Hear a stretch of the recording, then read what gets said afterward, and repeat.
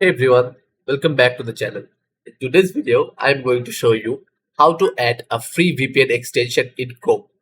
First, go to Google and search for free VPN extension and then press enter and click on the first link that appears. This will take you the Chrome web store. From here, just simply click add to Chrome and then again click add extension. And here in the puzzle icon, you can see that free VPN is added. You have full access. Click on it, and here you can see the VPN is already installed. You just have to, if you need to change the location, click on here and change location. After that, click on the power button here, and the VPN will be connected. And now your internet connection is secure. And if you want to turn it off again, go to that puzzle icon and just turn off the power button here, and the VPN will also be turned off. And that's how you can add and use a free VPN extension in Chrome. Super simple and totally free.